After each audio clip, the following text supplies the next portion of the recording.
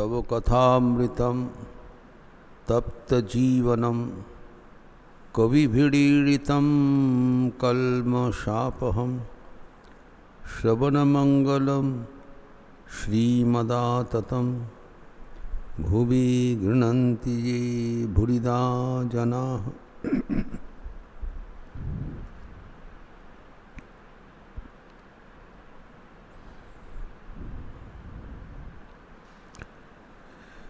Let us resume our discussion on Sri Ramakrishna's spiritual discourses with his intimate devotees at the house of Girish Chandra Ghosh in North Kolkata on 25th of February 1885.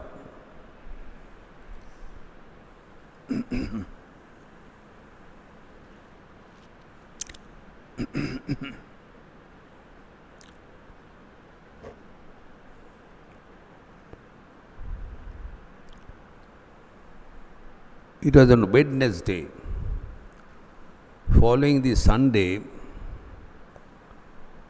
where the public celebration of Sri Ramakrishna was held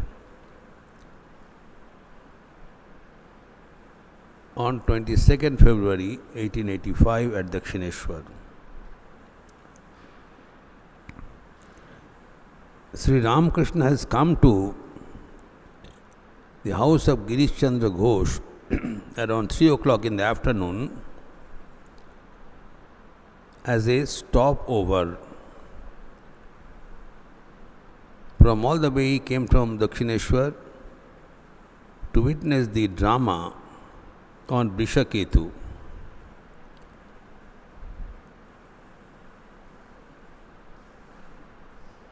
So we have to note and register that how Sri Ramakrishna, seated at the pinnacle of spiritual fervor, is enjoying the amusements offered by the world.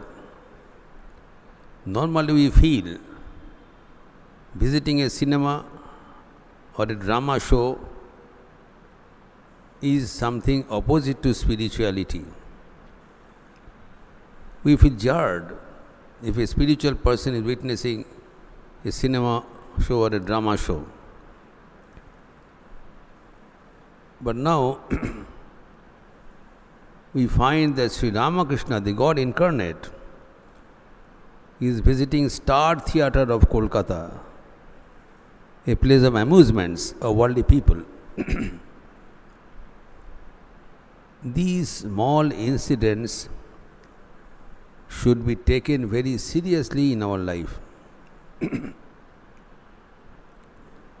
Master Mash has indicated these incidents not without reason. We have to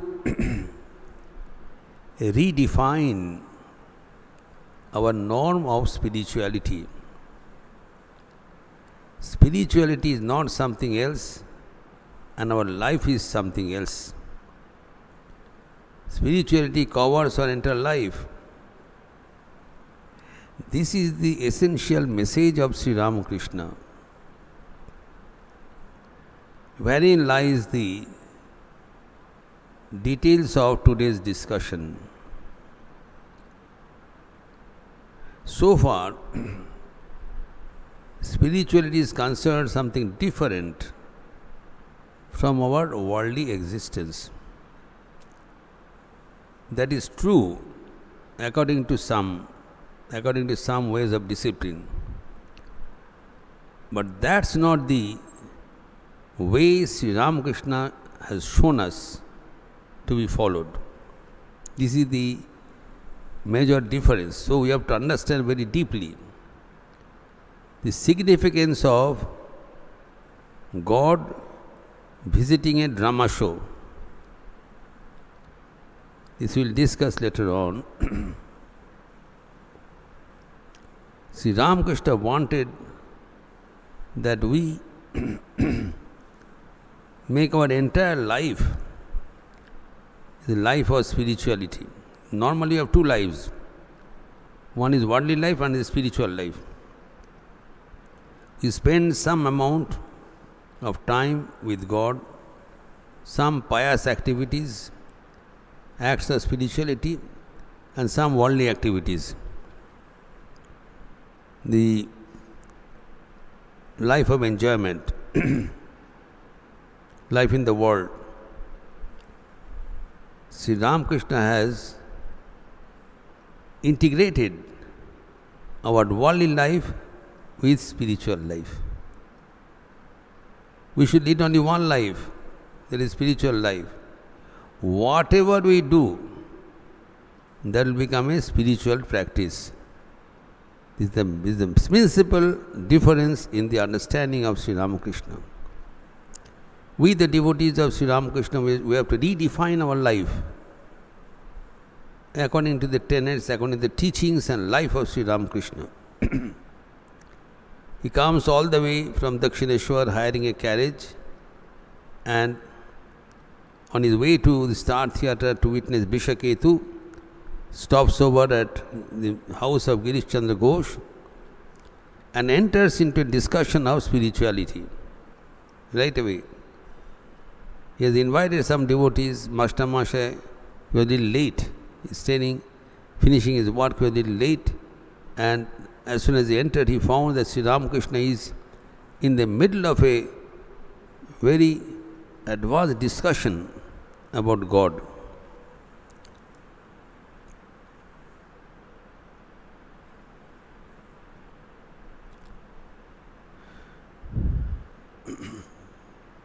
Now, what is the topic of discussion? This is interesting. Very wonderfully said in Bengali.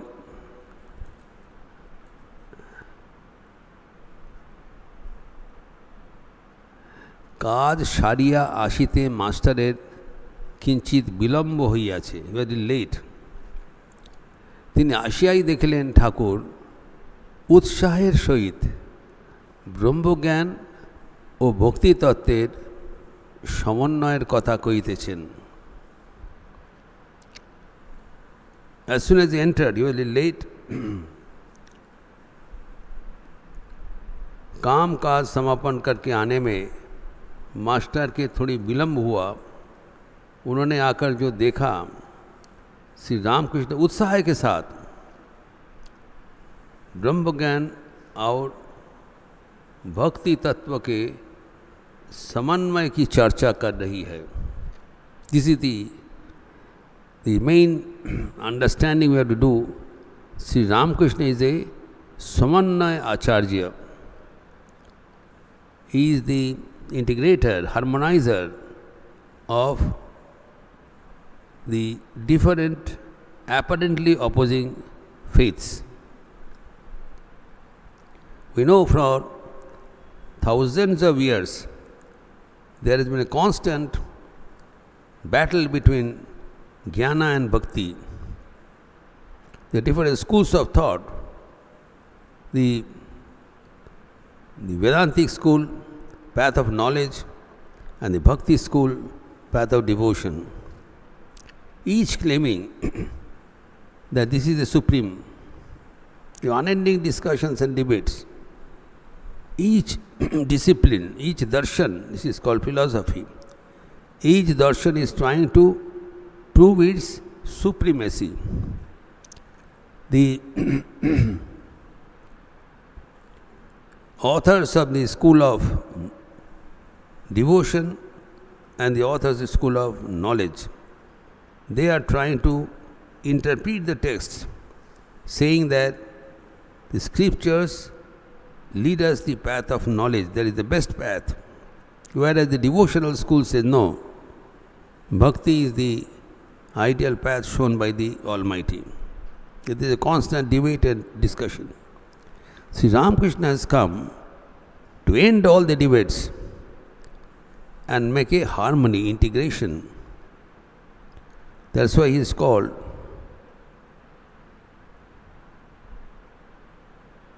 Dimurti mekam bhuvi Ramakrishna. Jnanascha bhaktescha. Apurva murti. This is one body. Sri Ramakrishna, one body, but it has two sides, as a coin has two sides. Any coin has two sides, head and tail. So Sri Ramakrishna has two sides. One side is Jnana, another is Bhakti. He has integrated Jnana and Bhakti in his life and also in his teachings. And here, Master Maharaj is reporting that in the house of Girish Chandra Ghosh, with great zeal, he is discussing about the harmony of knowledge and devotion.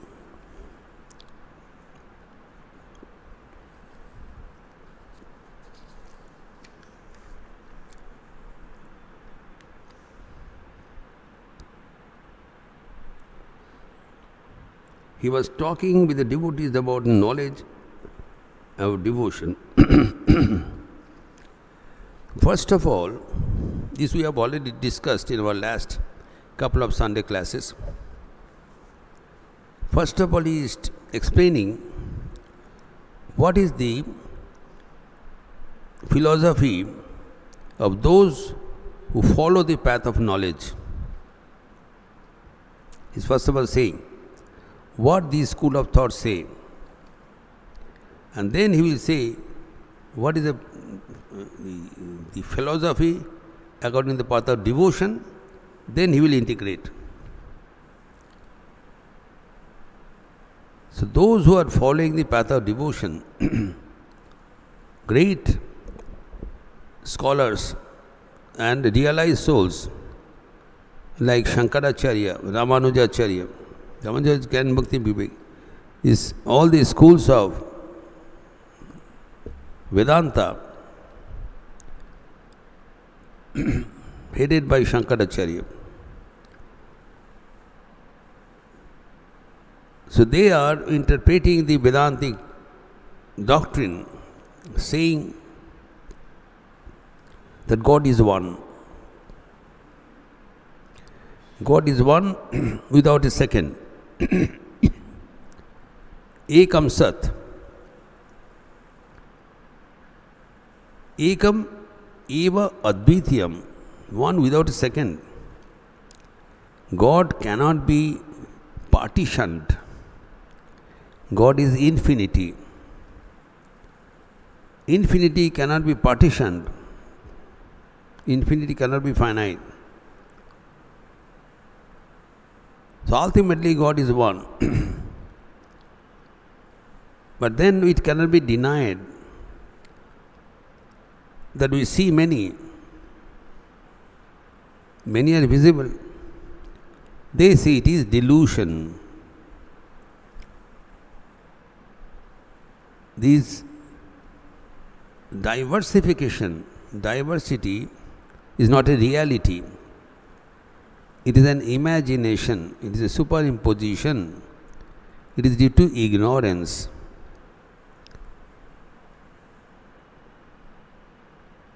One is one without a second, infinity, Anant. And his nature is Satchidanand, existence absolute, knowledge absolute, bliss absolute. And this realization is not a theoretical proposition, it can be realized. And that is the goal of life. That is the school.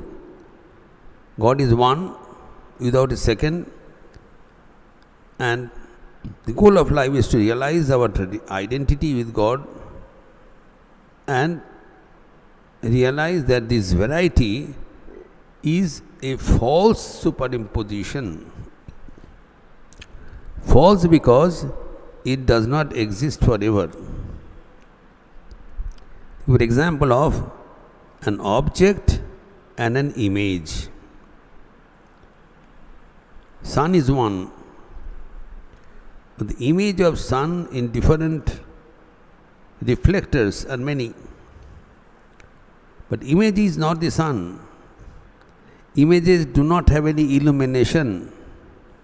Images do not have any reality. Sun is real, it is existing above the sky. This is the source of illumination. But his images are many, and that is temporary. The existence of sun is not dependent on his images, but the images depend on the existence of sun. So this is the path of knowledge. Now what they say that we have different levels of existence. That they don't deny. But they say it doesn't have an absolute reality. You will kindly agree that we have different states of levels of existence. Here Sri Ramakrishna says, normally we have got three states of existence: Jagrat, Swapna, Shushupti. Is here.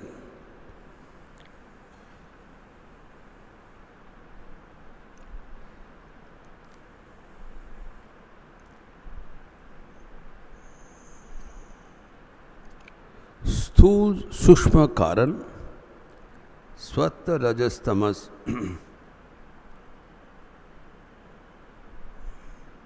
एवं जागृत सपना सुषुप्ति. Normally we are in the wakeful state, Jagrat Avas, it's called conscious. When in the conscious state, we interact with the world in some way. So our experience of the world during our conscious state is limited to our Jagrata Avastha. But when you sleep, we go to another state that is called Swapna, dream state. So in dream state, the Jagrata Avastha is switched off. We see another world. This visible world vanishes. Where does it go?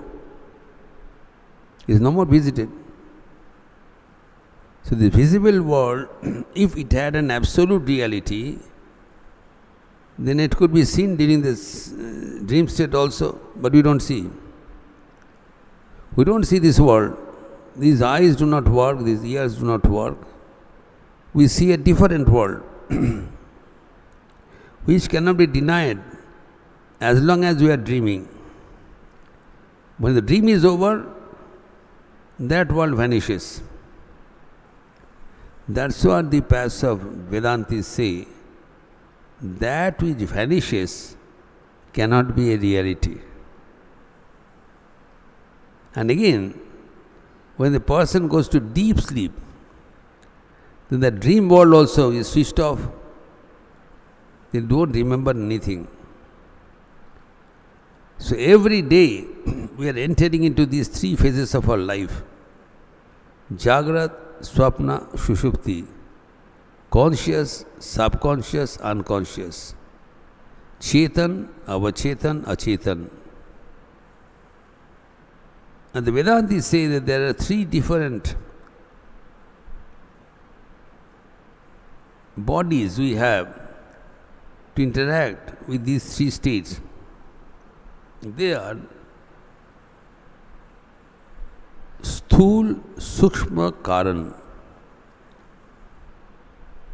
Normally, when we are said about our description of our body,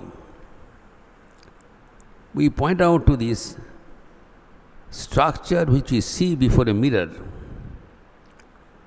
But that is only a part of our existence, that is Sthula Sharira, gross body.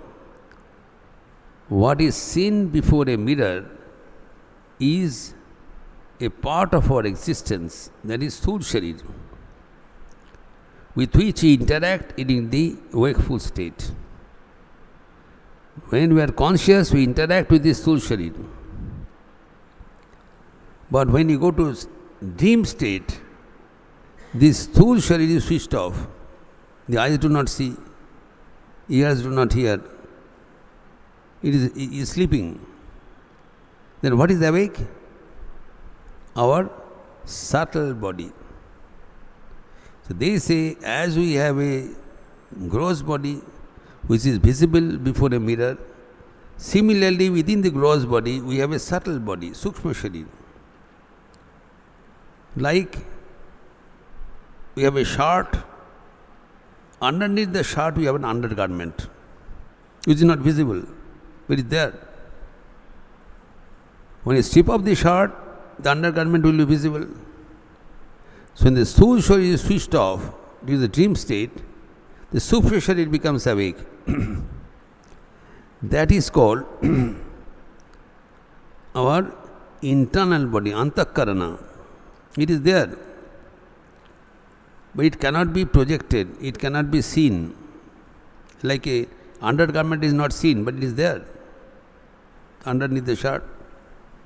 So underneath the Sthul Sharir, we have a Sukshma Sharir with which we interact during the dream state. So as long as we are dreaming, we are seeing, hearing, enjoying. There is the experience of everyone, Swapnavastha. So that is done through our subtle body. But it is hazy compared to the Sthul Sharir. When you compare, Sthul Sharir is direct, you can see. Sukshma Sharir we see, but with less clarity. This is our experience. Then there is a third existence when you go to deep sleep, Sushupti. When you go to deep sleep, then we do not remember what happens. Our memory goes. So the Sthul Sharir is defined in our medical terminology with anatomy, pathology, physiology. The Sthul Sharir is defined by these physical doctors. It has so many pounds of flesh, 206 pieces of bones, so many liters of blood, so many vital organs, etc. The Sthul Sharir. Within this there is a Sukshma Sharir, which is called the mind. It's called Man, Buddhi, Chitta, Ahankar. 4 parts: mind, memory, intellect, and actualization, ego. These are the 4 parts which constitute the Sukshma Sharir. And Sthul Sharir is constituting of our physical, the dimensions of the body. Now the third existence, which is Sukshma, this Karan, deep sleep, then both the Sthul and Sukshma are switched off. But then also we have something remaining. This body of Samaskaras is still there, which holds all our past impressions. Then we do not remember, because Man, Buddhi, Chitta, Ahankar is switched off. Still then we have a remembrance. We remember. It's not that everything is switched off. If everything is switched off, we cannot come back. So what we remember when we come back from the deep sleep? We remember that we had a sound sleep. That much remembrance is there. We remember that we were ignorant. We remember that we did not know anything during that period. What happens? When it sometimes happens, when you get up from a deep sleep, we say we do not know what has happened, from where we are. This happens every time. When you are fast asleep, when you suddenly get up, we cannot make out where we are. It takes time. There is, you went back to the level of ignorance, where the Sthul Sharir and Sukshma Sharir didn't have an entry. Your mind didn't have an entry. So these are the 3 bodies which we are having and which we pass through. It's like The modern terminology, the hardware and software of a computer. Now the hardware, computer screen, then our printer, and then punching, then this keyboard, mouse, these constitute this Sthul Sharir. Within this Sthul Sharir you have the software, the program is there. When you boot the program, there is the Sukshma Sharir. Now when the computer becomes out of order, what do? We store all the memory in a pen drive and take it out and insert in another computer. So the entire memory of the hardware and the software is the chip, which is the Karan Sharir. Now neither the hardware nor the software nor the pen drive can work until it is connected with an UPS. It will not work. So the uninterrupted power supply behind our body-mind complex is the Atman, which never sleeps. The Vedanti says that is our self. Without the Atman, nothing will be visible. Without the power, everything is switched off. So we have the UPS, uninterrupted power supply, which makes us activated forever. That never dies. So the Vedanti says that these are the changeful appearances over the Atman. Normally, by ignorance, we feel that I am the hardware. This is not true. Hardware is not the computer. The system is the computer. Hardware, software, pen drive, and the source of power. But that is a reality. When anybody asks your identity, you take out an ID card. The ID card has your photograph, your appearance, your blood group, your designation. What it adheres to? The physical body. Your photograph, your blood group relates to what? Not your mind. Your physical body. And we say, I am this. When this physical body dies, I say, I am dead. That is wrong. When the computer hardware becomes out of order, we take out the software and insert in another hardware. The computer goes on. But due to ignorance, we get our identification with this body, physical body. This is ignorance, which the Vedanti says, Dehatma Bodh. Deho Atma Bodh, feeling the identity with this body, physical body and mind. But that is not me. My existence is behind this physical body, this source of power, which activates this body and mind. It is true. So body and mind appears to be conscious because of the consciousness of the Atman. The mirror appears to be a source of illumination due to the sun, which radiates its illumination through the mirror. There is no power within the mirror. Mirror is an inert object. So is our body and mind. So these are the three bodies, Jagrat, Sapna, Shushupti, which is interacting through us. So when a person dies, what happens? His Atman, he rides over his Sukshma Sharir and Karan Sharir, leaves the physical body and enters into another body. You take away the software and hardware, this pen drive, and insert in another physical body, computer set. So when we die, our physical body goes off, not our mind. When you are born with the old mind in a new body.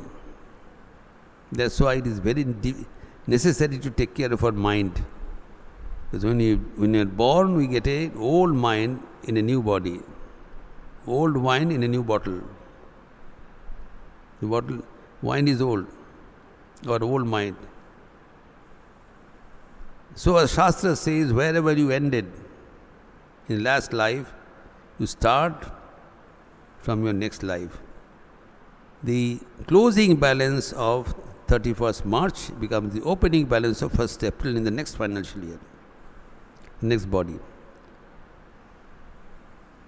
So the Vedanta says, what is reality is the Atman, which pervades to this physical body, mental body and carnal sharir. But what they do? They simply negate, this is the point here. They negate the existence of the physical body. They say it doesn't exist, we have nothing to do with this. What exists, we let us concentrate on that. And my identity is not the body. I am that power within, that consciousness within.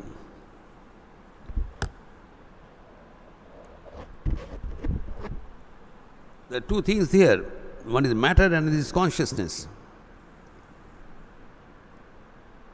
This infrastructure and the power. Power is the Atman. It is due to presence of the Atman, everything is becoming illumined. If Atman is switched off, if power is switched off, all things become bogus. You cannot see anything in the computer. Power is the main thing. But it is manifested through this body and mind. So here Sri Ramakrishna says, the very interesting discussion he makes.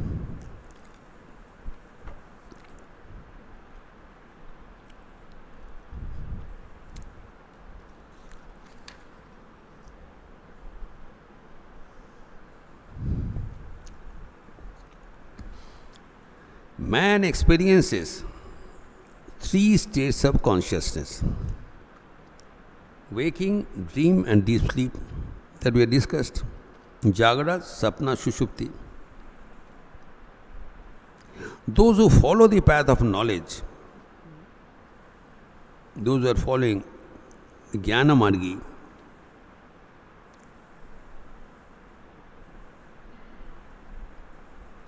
explain away the 3 states. According to them, Brahman is beyond these 3 states. It is also beyond the gross, subtle and casual bodies, and beyond the 3 gunas, sattva, rajas, tamas. Now, as those who follow the path of knowledge, they say, the ultimate reality transcends all these 3 bodies. So beyond these 3, what it remains is the consciousness, Chaitanya Matram. These are all reflections. They don't have ultimate reality. They don't exist forever.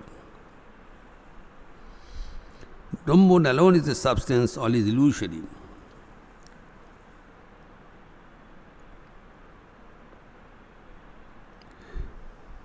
Now, the paths of knowledge, those who follow the path of knowledge, they say that entire delusion is come, entire the source of ignorance, source of misery is due to our identification with our body, mind and other objects of the world. This feeling of I am this body, I have this body, I am this restricted to this existence, that is the source of ignorance, that is source of misery. That is not true. I am not this body, I am not this mind, I am the consciousness itself. Chidananda Rupa Shivoham.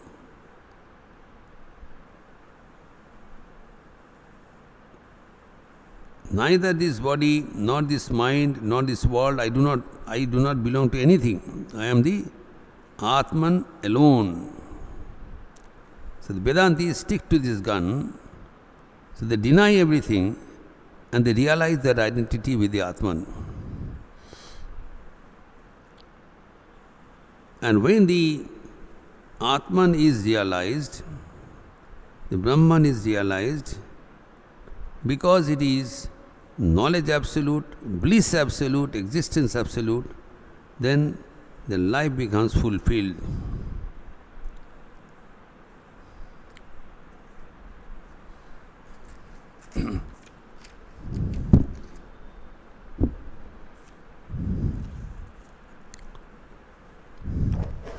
And they realize that I am the Brahman.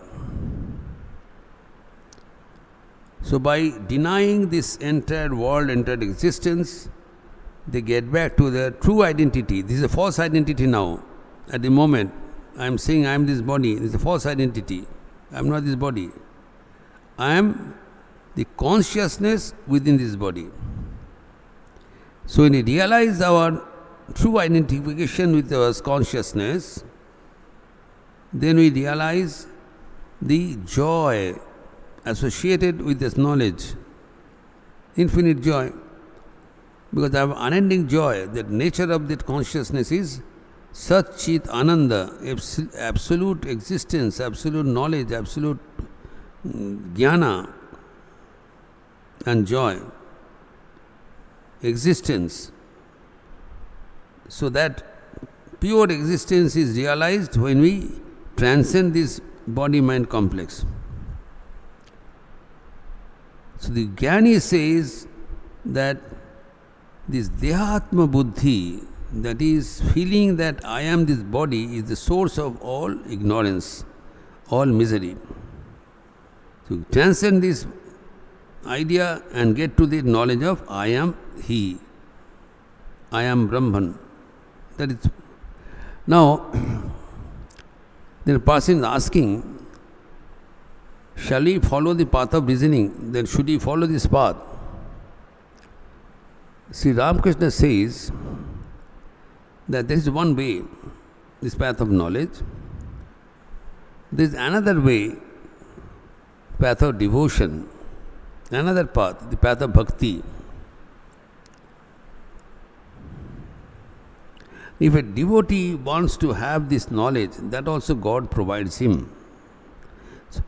So following the path of bhakti, one can have this knowledge of Brahman also. This one important addition Sri Ramakrishna is giving. The Brahmagyan is not interested in bhakti. Whereas if a bhakta wants jnana, there is also available to him. He is not a loser in any way. One may attain the knowledge of Brahman by either path, by jnana and bhakti. Some retain bhakti even after realization of Brahman in order to teach humanity.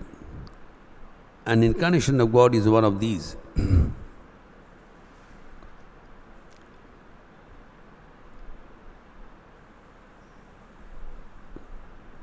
After the realization of Brahman, the devotee retains his ego of devotion.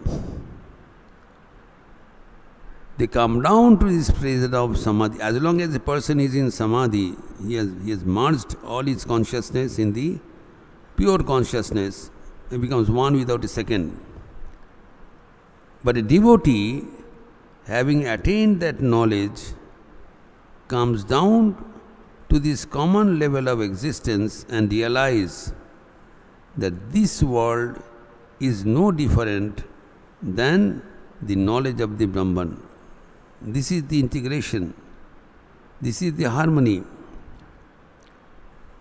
This is integration of the spirituality and worldliness. When we deny the worldly expenses and realize our identity, those who follow the path of knowledge, they end there. That's the ultimate realization. But the bhaktas come down. They come down to the level of this existence and realize all around that God is present in this form also, both in a formless aspect and in a accepted form. So whatever you see around is a manifestation of the same reality. This is the climax, he says. Tini sob kichu hoyechen. So nothing is secular here. Everything is sacred. As long as we have not realized God, we see the two, secular and sacred. So you follow the path of sacred and gradually realize after the attainment of Brahman that everything is sacred, there is nothing beyond God. Then they accept the world in the totality. They do not deny the world after realization. For him, everything is a spiritual practice. He comes and visits this drama. There is also act of spirituality because he doesn't know anything other than God. His entire attitude, entire vision is God-oriented. You see, everything is divine. Everything becomes divine in his presence because he has tuned his heart, oriented his mind with God and God alone. Now, after the attainment of samadhi, he comes down to this level of existence and retains this ego of knowledge and interacts with God in a visible form. He says Shankaracharya kept this ego of knowledge to interact with the world. And Chaitanya Dev retained his ego of devotion and tasted divine love and enjoyed the company of the devotees. He talked about God and chanted his name. So when you come down from the level of that ultimate reality, you retain your ego of devotion. I am the devotee, I am a part and parcel of God. So God was one, now God has become many. And I am a part and parcel of God, and that is experienced throughout every phase of my life.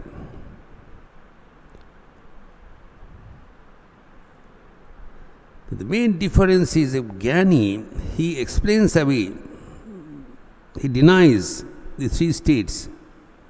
He says that Jagrata, Sapna, Sushupti is, we have to transcend this to reach God.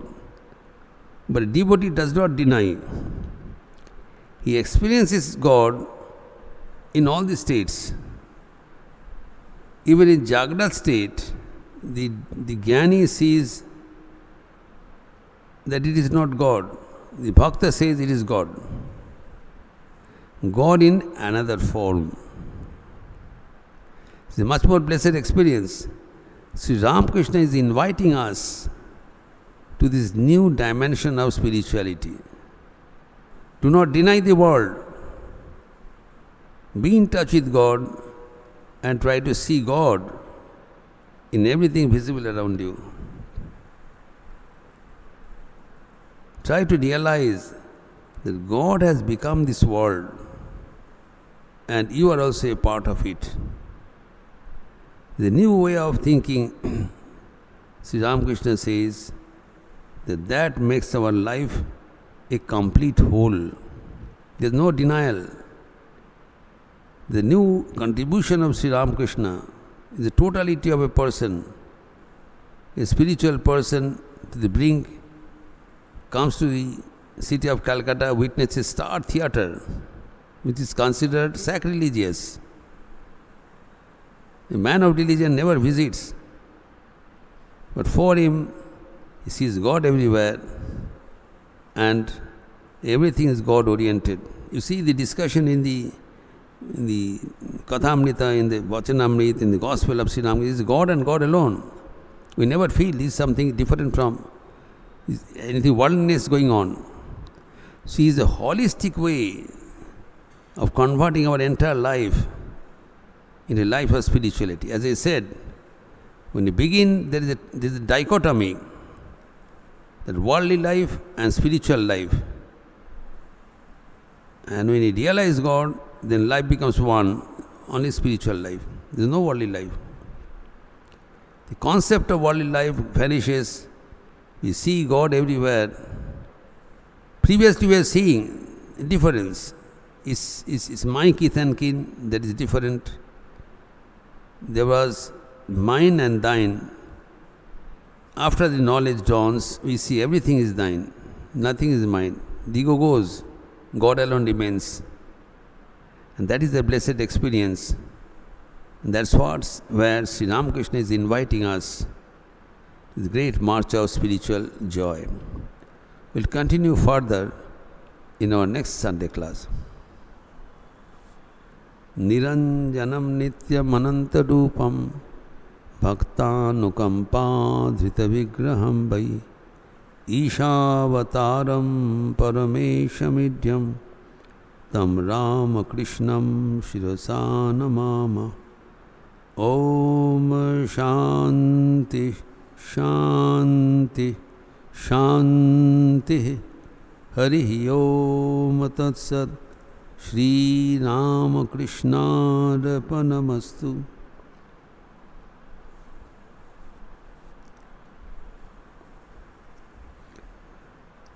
We close now with the chanting of the Lord. Please join with me.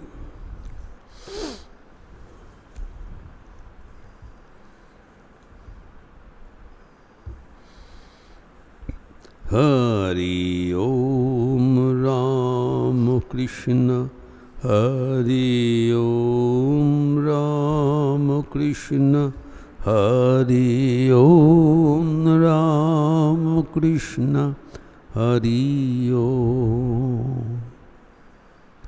Hari Om Ramakrishna, Hari Om Ramakrishna, Hari Om Ramakrishna, Hari Om.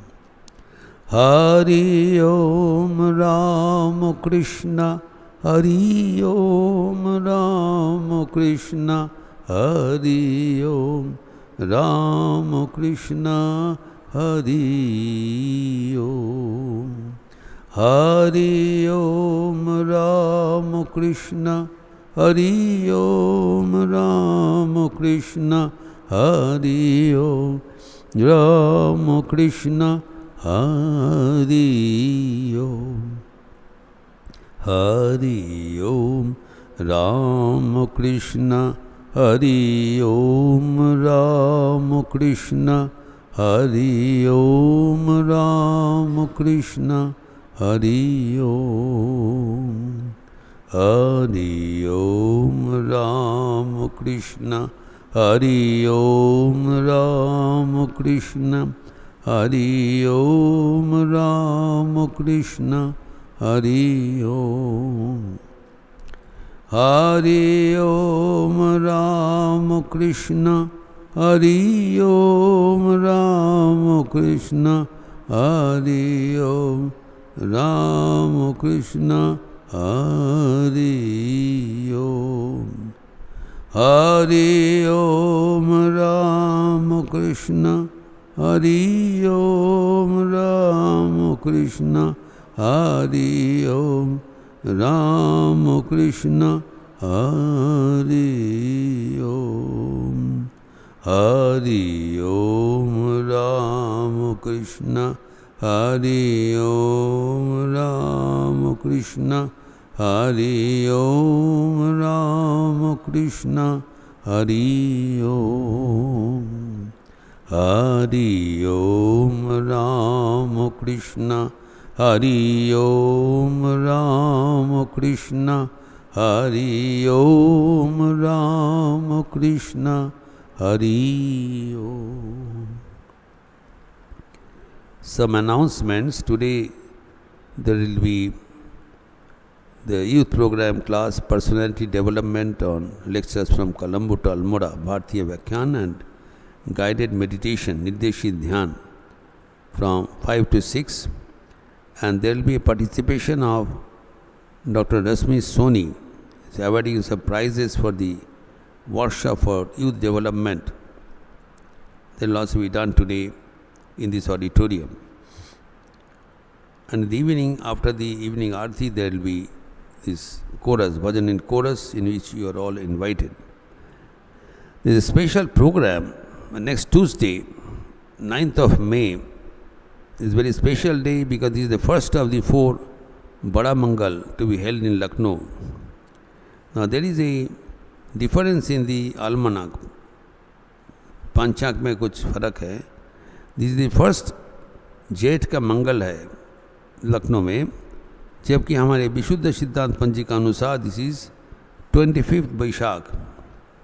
You know, 25th Baisakh is a very special day because it's the birthday of Rabindranath Thakur. So, in order to reconcile all, we'll have the Bada Mangal festival here. We'll have a discourse on the significance of Bada Mangal in Lucknow here after the evening Arati. And before that, there will be Puja and Arati of Hanumanji, Hanuman Chalisa part, and a discourse. And then it will be followed by a set of Rabindra Sangeet to mark this 25th Baisakh by Animesh Mukherjee and myself on next Tuesday evening with tabla accompaniment by Shubham Raj.